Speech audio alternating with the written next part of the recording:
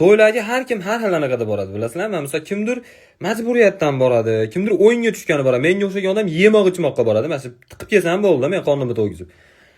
Endi shunaqa narsa bor ekan, yosh katta opalarda kelin ko'rgani kelishar ekan. Tayyor podium ekanda, uyga qizlar yuradi-yu, o'shalardan kelin istab kelishar ekan. Qizlar qo'qib ham qopti ba'zilar to'yga borishga.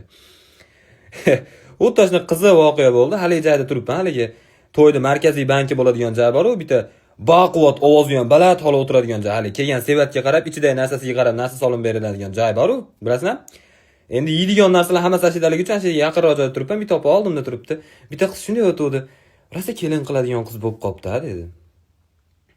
Qarang, bo'ylari yetib bir surishtirib, akangizga anaqa qilsak bo'lar ekan dedi. Opa dedim, siz bu to'yda egalariga kim bo'lasiz dedim. Desamki, voy biz ham qarindoshimiz, prosta tak kelganimiz yo'q deydi. Kandan cho'sa kelib olganga o'xshayapti-da, ash qizni to'y bo'lyapti bugun. Opa jicha adashdi.